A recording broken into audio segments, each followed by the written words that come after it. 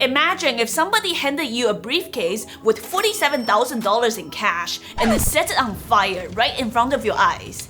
It may seem unlikely, but that's exactly what happened to me when I shorted this IPO. Or imagine if somebody told you they can make you a lot of money, and all you had to do was follow them. So you did, and then they end up stealing your wallet. That's what happened to me when I signed up for 5 different chat room alerts. The point of me telling you these stories is that I learned some powerful lessons from each one of them, and I want to make sure that you don't repeat my mistakes. And from these stories, I've created 4 rules you need to become a profitable trader. I have personally broken all those rules in the past before, and that's cost me these fat lessons: $47,000 on Snapchat and $70,000 on Moderna stock. As an elderly grandma, it is my job to let the new traders stand on my shoulders and better the craft of trading. So climb on and get ready to learn from these 4 important rules to become a profitable trader. Welcome back to another Humble Trader video. For those of you who are new to the channel, welcome. My name is Shay, aka Humble Trader. I've been trading for over 8 years now. My YouTube channel is for you if you want a straightforward, no BS approach to day trading with actionable lessons and strategies. I don't drive a Lambo because I drive something even more balling, my family's Corolla. So if you ever want to see me flex with my Corolla on this channel, please do me a huge favor and smash that like button for me. Okay, let's start with the first trading rule to become a profitable trader. Rule number 1, make sure you only have 1 or 2 indicators on your charts. Yes, you heard that right. Those pretty lines on your charts like the RSI, histogram, and Ichimoku clouds, they are probably not helping you. When I first started trading, I was told to use numerous indicators to assist me with entries and exits. Some really common ones include the RSI indicator, the MACD, cross, the 13 EMA and the 50 EMA pair, and even the infamous Bollinger Bands. So I spent months watching all of these indicators and watching them cross. However, I neglected the one important thing that all momentum traders should know: observing price action. Price action is the true indicator that's gonna allow you to find entries, potential setups, and see subtle changes in the sentiment. Then you can decide whether you wanna stop out to protect your capital, sell for a profit, or hold on to your position to truly maximize your wins. So let me show you how I set up my charts and indicators that allows me to really focus on price action. Okay, we're on my TradingView platform right now. Let me show you how I set up all my charts and indicators. So as you can see, I have my left-hand side and right-hand side. With intraday chart, often the 5 minutes or the 2 minutes if I'm trading small cap stocks, and the left-hand side is the daily chart. Because as traders, it's very easy to have tunnel vision and only see what the stock is doing intraday without seeing the bigger picture. So that's why it's so important to have your daily chart open on the left-hand side. So on your intraday chart, you're gonna have volume by default at the very bottom.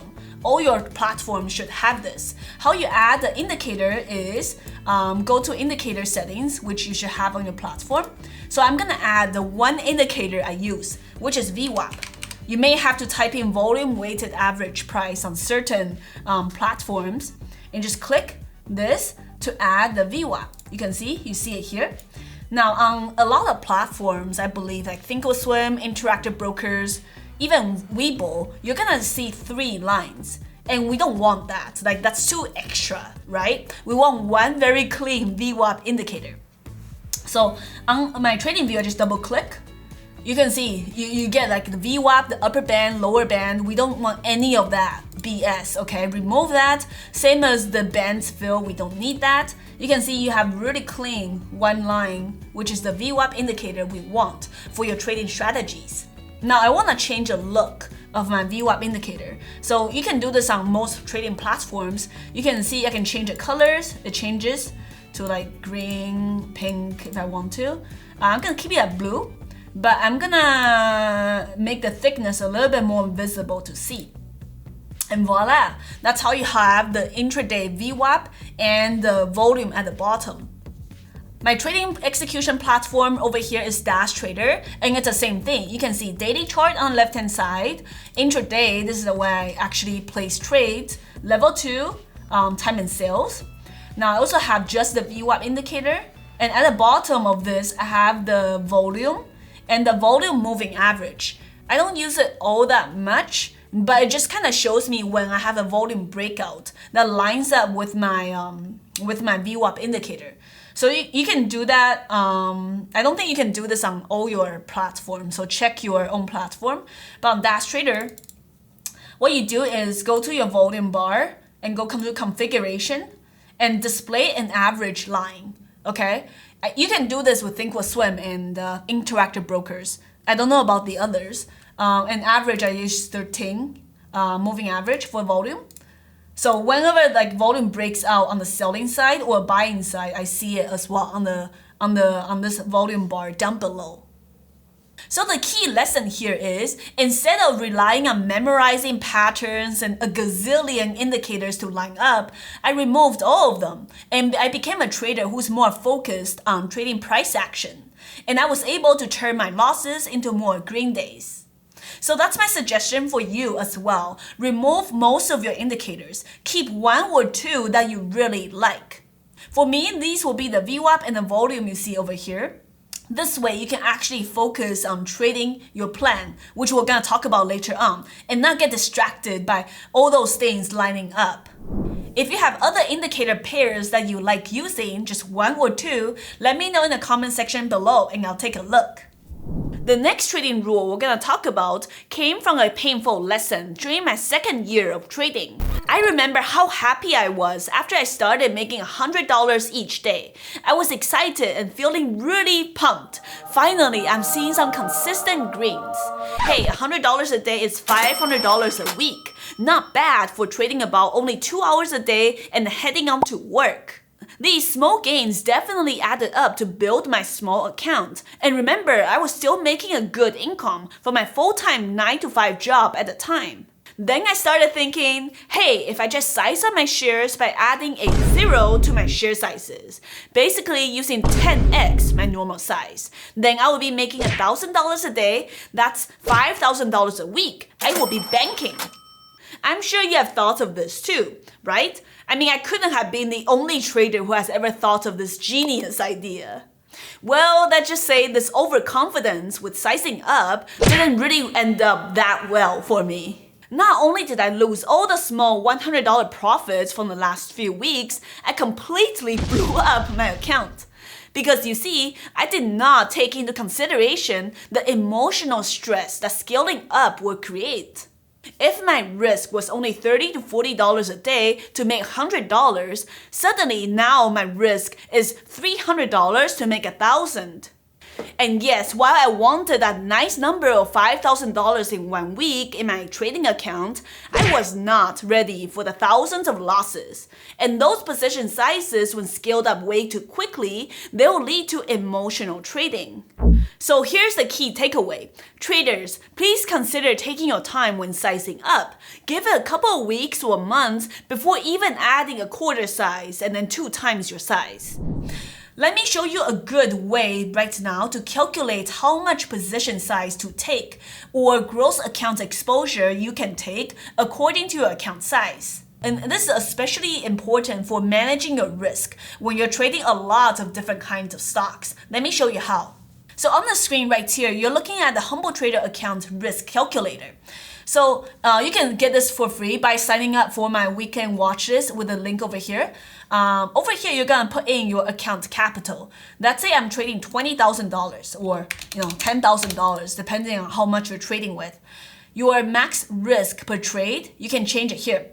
I'll say 1% is conservative. So if I have $10,000, the most I should be risking is $100 per trade. If you are more aggressive, you can look at 3% or even 5%. I don't really recommend 5% for most traders, but you figure out what you're comfortable with a calculator here. But now what you do not want to do is, a lot of new traders do this. They only have $5,000, but they're swinging like $1,000 for each of their position sizes. You don't want to do that. That's how you blow up really quick. Okay, so let's go back to $10,000. Let's say that's my account capital. I'm conservative. I want to risk only 2% per trade. That'll be $200, okay? Now, let's say if I want to divide that max risk per trade into all my trades for the day. So you're going to change this into how many trades on average you take per day. So let's say I usually take 3 trades per day. So that means I can risk maximum $66.70 per trade. So this is very important. Calculate this and see what you're comfortable with. Now moving down to this area over here, we're gonna look at the risk per share. So you know the maximum risk you can take, which is $200 per trade. So let's say I'm trading a stock, like a large cap stock like Tesla or Nvidia, where I need to risk $1 per trade, right? So that's, $1 per risk per share. Then how many shares can I take? Well, the calculator tells you that 200 shares maximum, according to my account size, okay? And let's say you're trading a low float penny stock. You have to risk, something less, like 50 cents. You type that in, then that means you can take 400 shares maximum. This is important because you want to make sure at least at the very beginning, from 6 months to a year as a new trader, you're keeping all your risk constant. This is how you make sure one loss doesn't wipe out entire account. Because a lot of people, they'll take way more share sizes on their losing trades and only take a small amount on the trades that they win. And really quickly down here, you can see the 1-to-1 risk reward profit target. Let's say, I'm risking 50 cents and the only profit target is 50 cents, 1-to-1 risk reward. Yes, I could potentially make $200, but is it really worth it if I'm risking 200 to make 200? Sometimes it is, sometimes it's not. But what I try to aim for and what I would recommend you to aim for is 1-to-2 or 1-to-3 risk reward. That's a PT stands for profit target. So if I'm risking 50 cents, I want to try to see if I can make $1 per share or $1.50. So that means I could potentially make $400 profit risking 200 or $600 profit risking 200 as well. And you can play around with this. Just input your own account size. Let's say you're trading $3,000 and then you're aggressive risking 5%. This will be amount of risk you can take, and then maximum number of shares you can take if you're risking 50 cents. Obviously, that number changes depending on how much risk you're taking, right? Trading large cap stocks, you might have to risk $1 to $2. Small cap stocks, you may only have to risk 20 cents. Then the share sizes would of course have to be very different. And if you're enjoying videos like these, you like these kind of step-by-step demo, then please make sure to drop a like down below. I'll really appreciate it, and I'll make sure to make more videos like these for you in the future. Moving on to perhaps the most important rule you should always follow in trading. Always have a trading plan before you enter the trade. Yes, the latter part is very important because most traders, myself included when I first started, do the exact opposite. They only start planning their trades after they've gotten in. In my first year of trading, I used to jump straight into trades, sometimes following chat room alerts like we talked about earlier. And then only after I'm in the trade, then I started to plan my profit target, risk, and then worry about, oh my god, what's happening now? What do I do? Like the younger Shay and most beginner traders, we tend to focus on trading just to make a quick profit, instead of trading the charts to make proper plans to follow. Okay, we're back on trading view right now. Let me show you a very simple way to plan for your trades. That's gonna include your entries, key level, profit target, and risk area. So on the stock over here, you're looking at Nvidia. You should always start with, doing some simple technical analysis and drawing your key levels. So you can see on this particular day, April 19th, the stock gapped down after a very strong day the day before. So we're looking at these 2 days here. This day in particular, April 19th. You can see a gap down due to no meaningful news. And then, a lot of times when a stock like these gap down with no news, I like to buy the bounce. So a lot of times, the key level will be if the stock is able to break through that pre-market highs area. Over here, you can see. And then once above it, it has potential upside to the daily highs. So yesterday's higher day was around like 279's area over here, 279's. And that little wick on the daily chart you can see over here, that's 280. So I'm going to draw a line over there as well.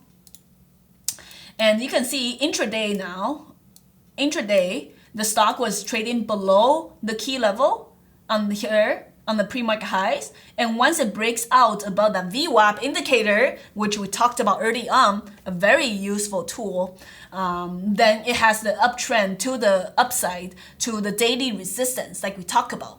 So this is a very simple way to use VWAP to buy the bounce on this very simple strategy.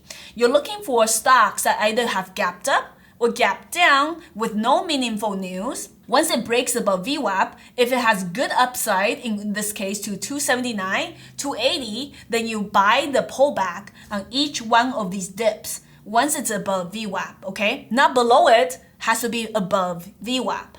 So let's say I'm looking at trading the stock midday around 10:50, 11 o'clock. I see it trading above VWAP, right? Above VWAP over here after some consolidation. And remember, if a stock is trading above VWAP, it's bullish, especially it has more upside. So I see the upside to 279, 280s. And over here, it's over pre-market highs and over that VWAP area. So let's say I want to buy it here. I want to buy it here around 276, as close to VWAP as I could, 276.50s.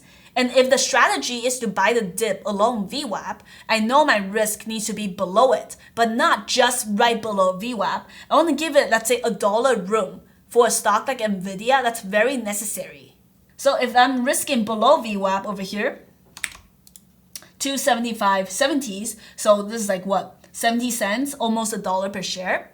So I'm gonna make this red. So this is going to be my risk. This is my entry, the yellow line. And then I know upside has room to 279, 280s that we talked about. So in this case, I'm risking $1, right? I'm risking $1 here for the potential upside to make, this is what, $2.50. So this risk reward is 1 to 2.5. And if it goes to 280 or 281s like we planned out, which it doesn't always go according to plan, then it's gonna get us 1 to 3 and more, 1 to 3.5 risk reward. And this is how you do the most basic trade planning process. You need to do this before you enter the trade. You have your entries, your risk, and your potential upside. If you will just do this for all your trades starting out tomorrow, you will be surprised how much better you can perform as a trader. Trading without a plan is like going to war with empty hands or getting married without a prenup. I'm just kidding, okay? Okay, that might be a really bad joke. If you really want to eliminate emotional trading, overtrading, or revenge trading, this is the #1 rule to follow. I promise you, by planning your trades and trading your plan, you're gonna be way less emotional, have less FOMO, and you are gonna have a lot more confidence as a trader. While I cannot make all of your trading plans for you, you can receive my weekend watch list with some potential trades for the next week. I'm gonna disclaim this. These watch lists are not buy or sell alerts for you to follow. That will be against the rule that we're gonna talk about later in the video.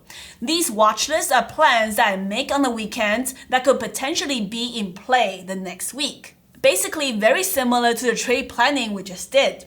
And if you want to receive these free weekend watch lists, you can sign up through the link down below. It's the same link you saw earlier. Once you signed up, you're gonna get a free trading journal, the risk calculator, and the weekend watch list. So a lot of goodies in the next couple of days. The fourth trading rule I have for you came from my early years in trading. And I'm pretty sure some of you are really experienced in this. Yes, that's blindly following chat room alerts or signals or copy trading. I was once a trader who subscribed to multiple chat room alerts while talking about small caps, low floats, penny stocks, big caps, options.